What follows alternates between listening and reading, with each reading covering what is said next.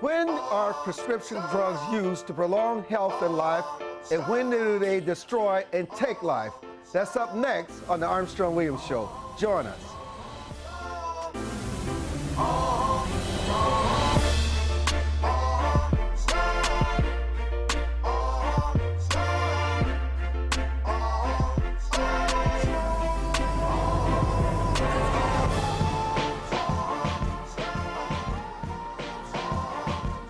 You know, I must admit, I love going to the doctor. I know it sounds crazy, but it's the truth.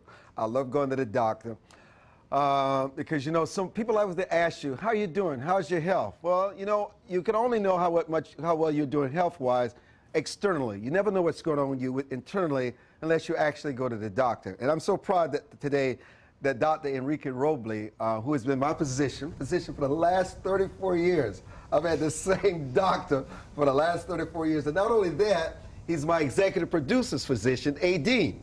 We both go to the same, different issues though, I will admit. And so one of the things that this doctor always asks me, are you taking vitamins? Are you taking this? If there's an issue, you need to take this, you need to take that. And he will always find out a year later, I never take the drugs. In fact, I have not taken drugs, any kind of pills, a medicine, in 27 years. Have not touched it, refused to do so. And so we have this beef about taking these drugs, especially over the counter. And then you start reading about Prince and not so princely people, but young people dying, and you find out privately from the physician, they're buying an overdose of drugs from over the counter. And I said, you know what, we just got to do a show on this issue. When do you use and not use over-the-counter drugs, and when do they become addictive? We have to have this conversation. So Aaron and Nancy has put together the stellar staff. I invited my doctor. Dr. Roble, welcome to the show.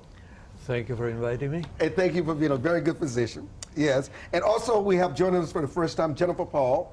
She's a vegan consultant. And last but not least, Dr. Hector E. Knox Jr., medical doctor, Southern Maryland Hospital Center. So let me start with you, Dr. Knox. How have we gotten to the point, especially where there's all this praise about what this prescription drug would do? You see this commercial, you see this ad, you see the newspapers, and all of a sudden we've become an addicted society. Well, medicine is a business. And medicine has been run like a business. And the bottom line of a business is you want to provide a service and have happy customers.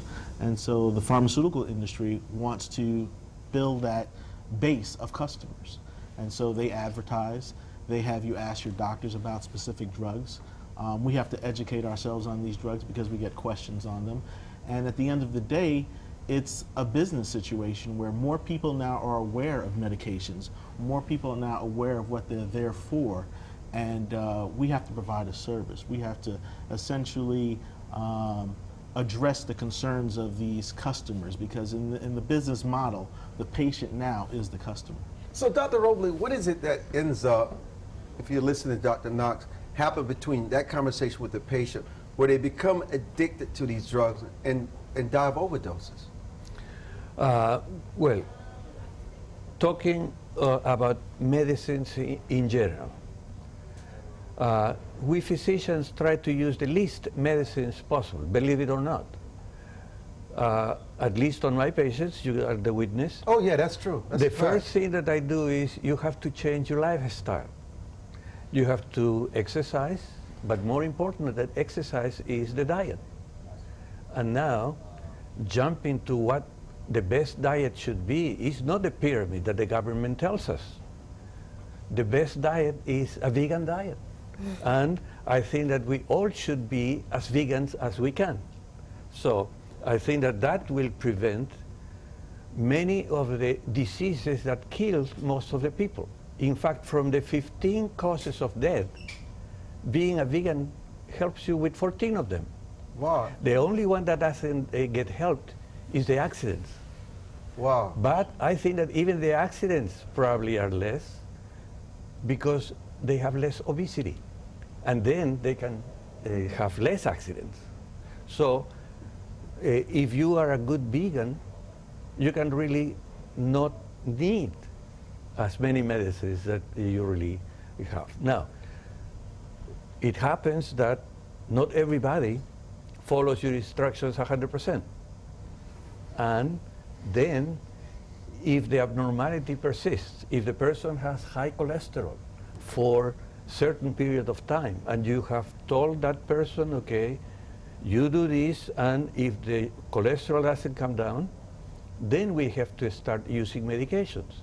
It's more dangerous not to use the medications than to use the medications.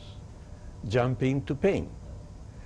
Usually, what we have to do is to really get to the source of the pain so we can control the pain, controlling what is producing pain. Of course, if somebody comes to the office and has an acute heart attack, you have to give medicines to really control that pain. If somebody has broken a hip, you have to give medications because the pain is too severe. But Ms. Paul, I'm glad you're here today, especially on the vegan diet.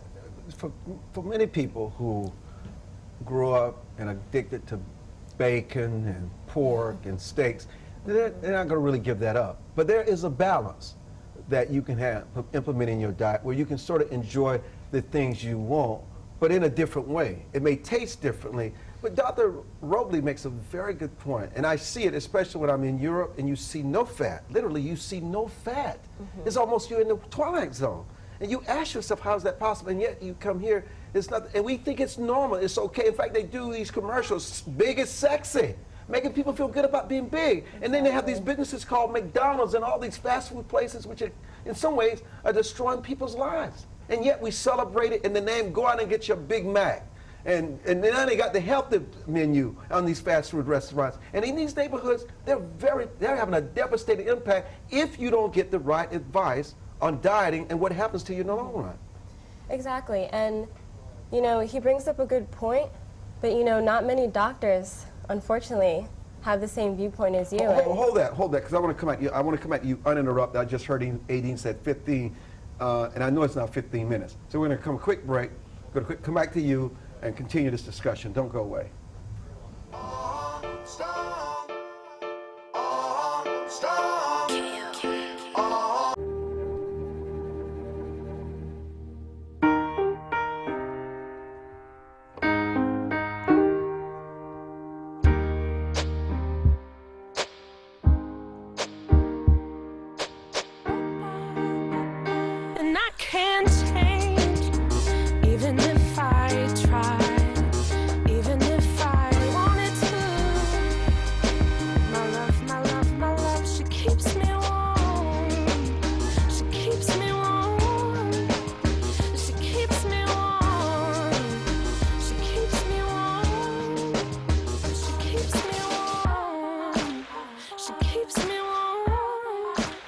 We are neighbors and best friends. I love my sister.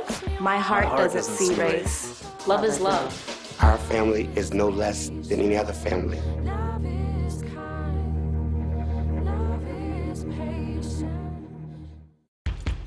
Alvin and the Chipmunks want to remind you, bacteria can hide in food and make you ill. Wow. But you can keep bacteria from ruining your day with 4 simple steps. Clean. I'm waiting for the rinse cycle. Separate. Cook. Fire in the hole! And chill. We chipmunks are notoriously tidy.